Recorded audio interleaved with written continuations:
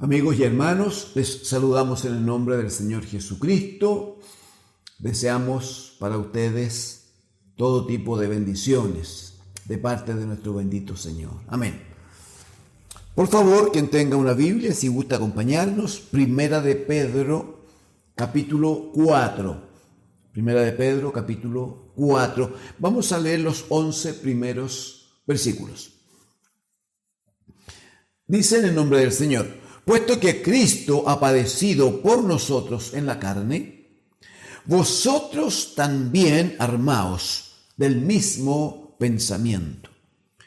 Pues quien ha padecido en la carne terminó con el pecado, para no vivir el tiempo que resta en la carne conforme a las concupiscencias de los hombres, sino conforme a la voluntad de Dios. Baste ya el tiempo pasado para haber hecho lo que agrada a los gentiles, andando en lascivias, concupiscencias, embriagueces, orgías, disipación y abominables idolatrías. A estos les parece cosa extraña que vosotros no corráis con ellos en el mismo desenfreno de disolución y os ultrajan.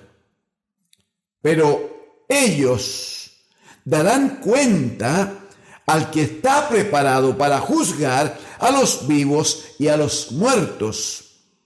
Porque por esto también ha sido predicado el Evangelio a los muertos, para que sean juzgados en carne según los hombres, pero vivan en espíritu según Dios.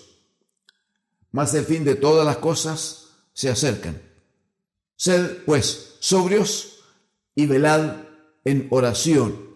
Y ante todo, tened entre vosotros ferviente amor, porque el amor cubrirá multitud de pecados. Hospedaos los unos a los otros sin murmuraciones, cada uno según el don que ha recibido, ministrelo a los otros como buenos administradores de la multiforme gracia de Dios.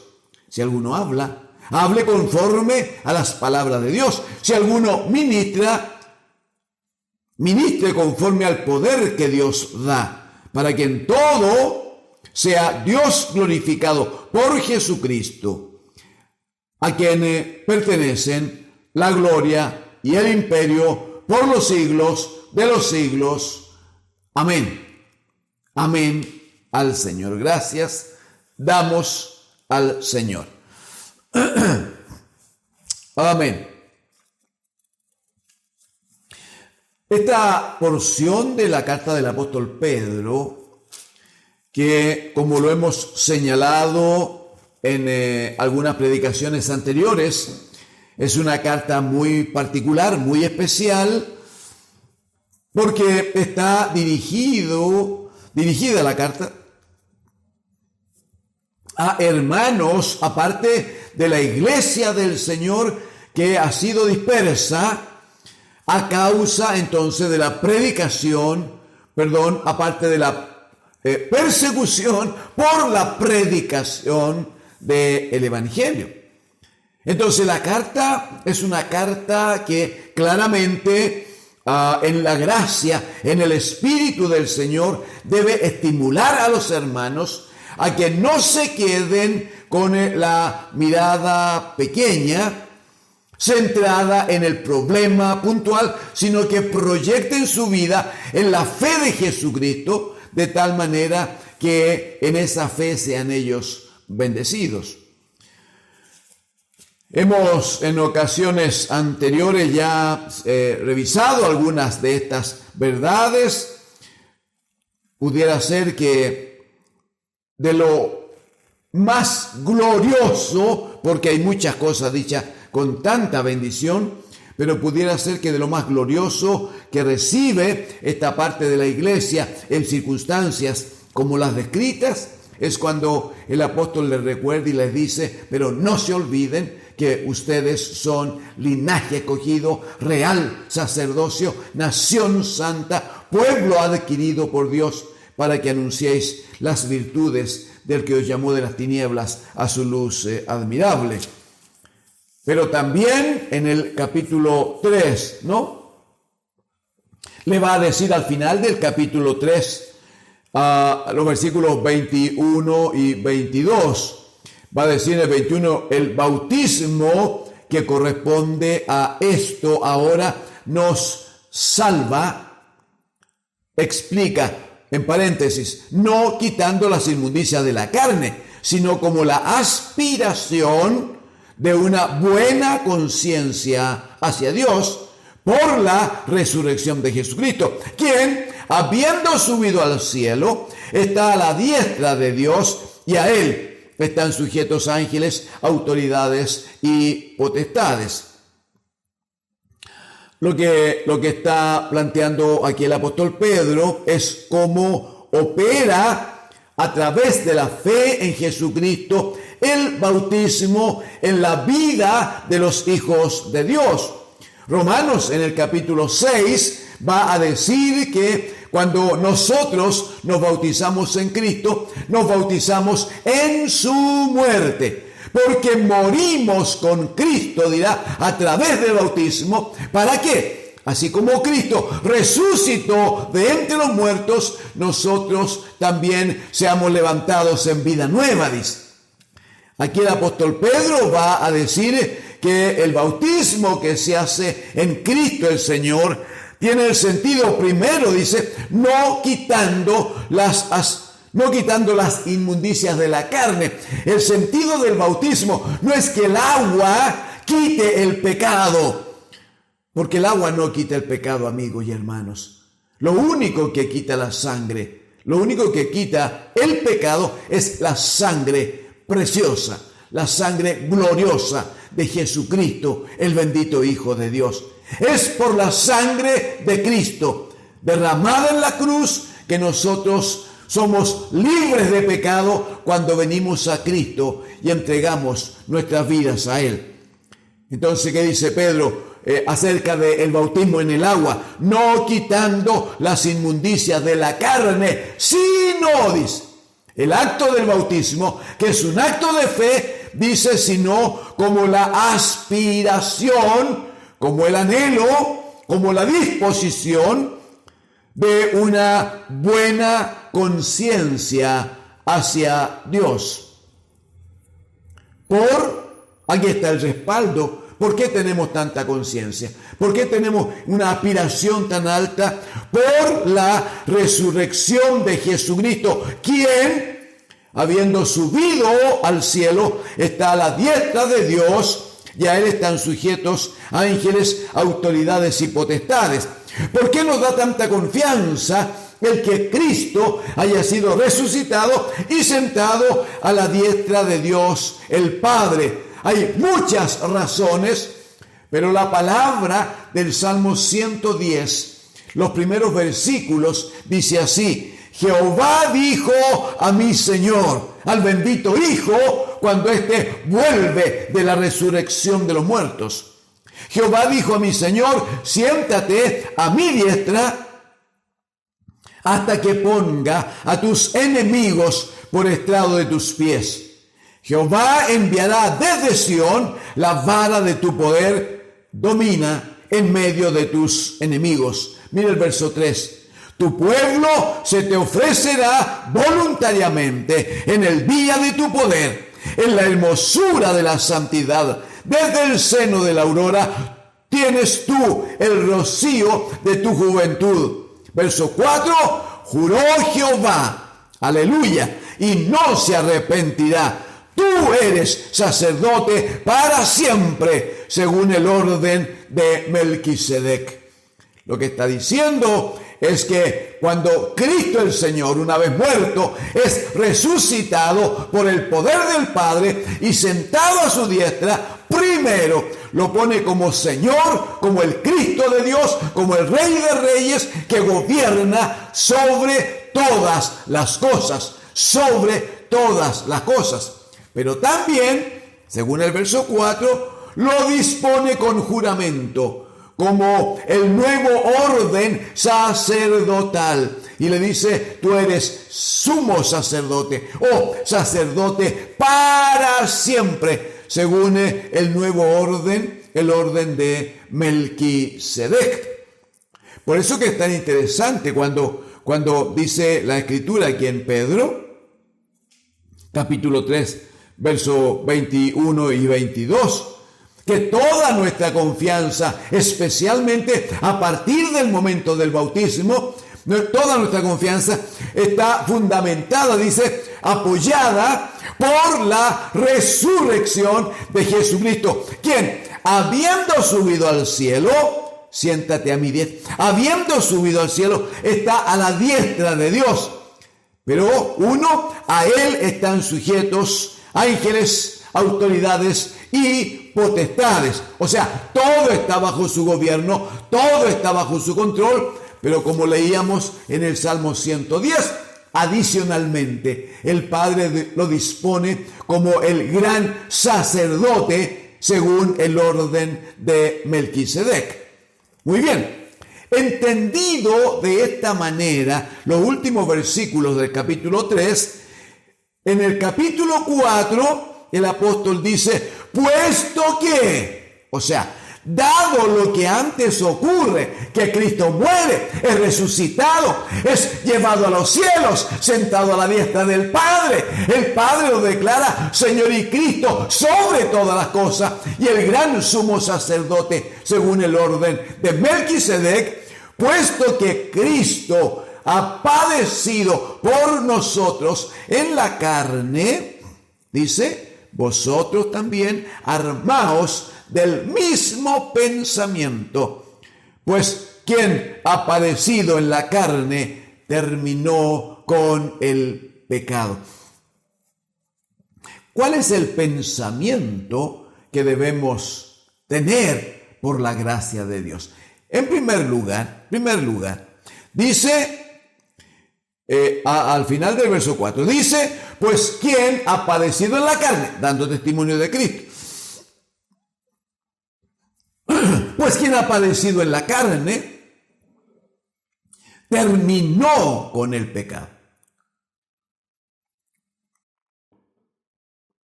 Es muy interesante. No dice que ninguno de nosotros ya no peque, no dice eso. No dice que ninguno de nosotros va a tener tentación y que podría afectar su crecimiento, su desarrollo en la vida de Cristo. No dice eso. Lo que dice es que el pecado que antes gobernó sobre nosotros, cuando, según está escrito, la paga del pecado es muerte, ese pecado que gobernó para llevarnos a la muerte, ya no tiene esa autoridad, porque sobre el pecado hay uno que tiene mayor autoridad, aquel de quien el Padre dijo, siéntate a mi diestra, para que ponga a los enemigos bajo tus pies. Bueno, el pecado es claramente un enemigo que está puesto a los pies de Cristo el Señor. Por tanto, vosotros deben tener el mismo pensamiento, dice el apóstol aquí. Porque quien padeció en la carne, terminó con el pecado. Verso 2, para no vivir. Eso es lo que el Señor espera de nosotros. Para no vivir el tiempo que nos resta en la carne, aquí en la tierra, no vivir conforme a la concupiscencia de los hombres, sino conforme a la voluntad de Dios. La Escritura va a decir que la voluntad de Dios, en Juan capítulo 6, verso 40, que la voluntad de Dios es que todo aquel que ve al Hijo, el que ve al Hijo, dice, tenga vida eterna. Y Jesucristo dice, y yo le resucitaré en el día postrero. Pero es ver al Hijo. ¿Y cómo se puede ver al Hijo? Claramente, según lo que hemos observado, gobernando a la diestra de Dios el Padre, sobre todo principado, autoridad y poder y señorío. Muy bien. El punto es que ya un hijo de Dios, una hija de Dios, no vive conforme a las concupiscencias del mundo, sino vive conforme a la voluntad de Dios, honrando a Cristo el Señor, viéndole como gobierno, viéndole como Señor, atento a su palabra, porque es la palabra del Rey que debemos obedecer. El verso 3, en un comentario muy interesante, dice: baste ya el tiempo pasado para haber hecho lo que agrada a los gentiles, andando en lascivia, concupiscencia, embriagueces, orgías, disipaciones y abominables idolatrías. A estos, con lo que antes compartimos, a esto les parece cosa extraña que vosotros no corráis con ellos en el mismo desenfreno de disolución. Y claro, estos hermanos que están dispersos a causa de la predicación del Evangelio, están sufriendo porque aquellos que no han creído en Cristo, aquellos que siguen en la corriente del mundo, claramente hacen de su vida lo más difícil posible. Entonces Pedro le dice, claro, a estos que no entienden exactamente lo que pasa con ustedes, les parece cosa extraña que no sigan actuando, viviendo, comportándose como ellos lo hacen, viviendo en abominable idolatría. ¿Cuál es la reacción que ellos tienen? Dice, a estos les parece, estoy repitiendo el verso 4, les parece cosa extraña que vosotros no corráis con ellos en el mismo desenfreno de disolución, dice, y os ultrajan, os ofenden, os persiguen. Muy bien, pero mire la esperanza gloriosa. Verso 5, pero ellos darán cuenta al que está preparado para juzgar a los vivos y a los muertos. Ellos van a tener que estar frente al gran tribunal de Cristo el Señor para ser juzgado por sus actos. Verso 6, porque por esto también ha sido predicado el evangelio a los muertos, los que antes de Cristo el Señor han muerto, para que también ellos sean juzgados en carne según los hombres, pero vivan en espíritu según Dios. Verso 7, mas el fin de todas las cosas se acerca.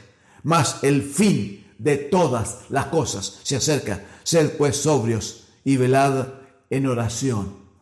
Es una llamada, una actitud a estar atento, dispuesto. Si entendemos que Cristo el Señor viene y todo este sistema necesariamente va a pasar, sabemos, hay promesa de Dios que nos espera tierra nueva y cielo nuevo.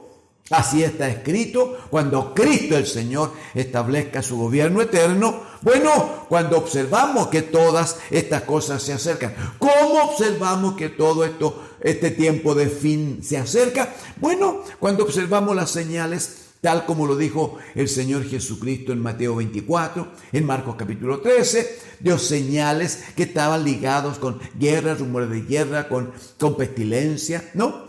Con enfermedades que iban a provocar daño mundial, como nos ha ocurrido no hace tanto, que iba a faltar la capacidad de que un hombre valore al otro, sino más bien cada uno se señorea del otro y le da muerte, los hijos se levantan contra los padres, no se ha perdido, como sabemos, todo el respeto, la consideración al mayor, al que más sabe, al que más ha vivido.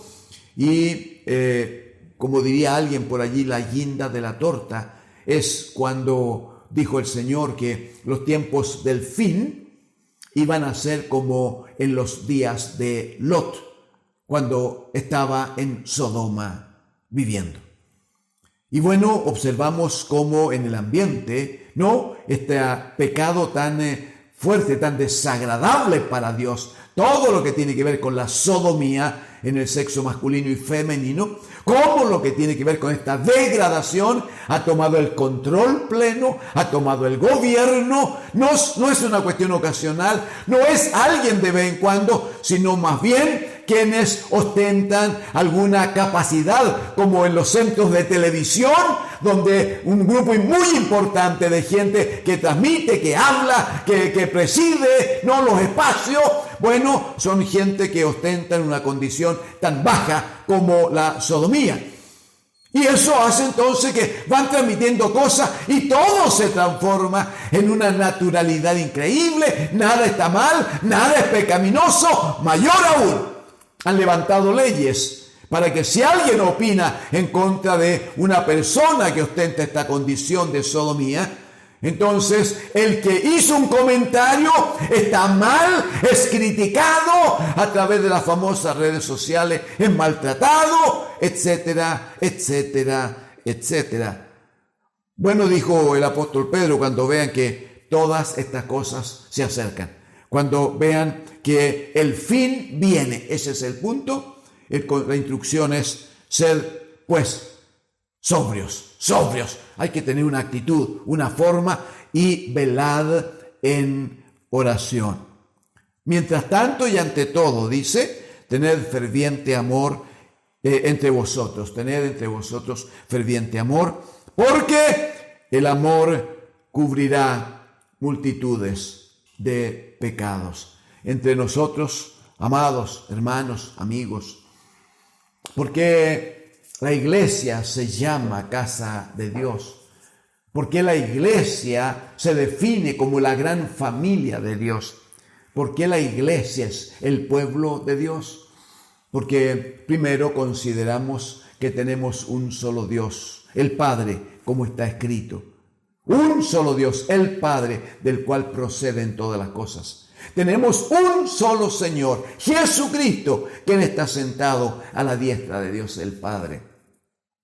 Tenemos una gran casa con muchos hermanos, pero a esos hermanos se les ama en el amor de Cristo. Ese amor que no administra, que no maneja el sistema. En el sistema el amor dice, bueno, yo te doy si tú me das. Yo te amo si tú me amas. Yo te hago el regalo si tú me traes también un regalo. El amor ha pasado a ser un lamentable negocio en el sistema.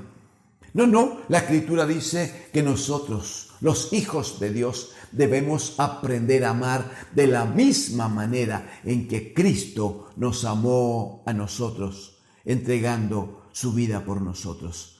Por eso dice que si algo debemos cuidar en estos tiempos es el amor fraternal, es el amor de la casa, es el amor de la familia, es el amor de los hermanos. Porque si algo falta en el mundo es precisamente el amor. Y ellos no pueden tener amor porque no tienen a alguien que es amor. Primera de Juan capítulo 4 va a decir, el que no ama no conoce a Dios. Dice, porque Dios es amor. No dice que Dios tenga amor, dice que Dios es amor. Y porque Él es amor, entonces quienes estamos en Él, quienes le conocemos, quienes recibimos la instrucción, debemos vivir el mismo amor de Dios en nosotros. Esto es estar dispuestos a darnos por el otro, a apoyar al otro, a levantar al caído, a apoyar y acompañar a aquel que está necesitado. Puesto que todas las cosas van a acabar, amigos y hermanos, puesto que el fin se acerca, entonces mantengamos el amor de Dios en nosotros por causa de nuestros hermanos, mantengámoslo vivo, estemos atentos, vigilantes en oración, para que el Señor nos cubra en estos tiempos que no son buenos. Que Dios, el Señor, les bendiga. Amén.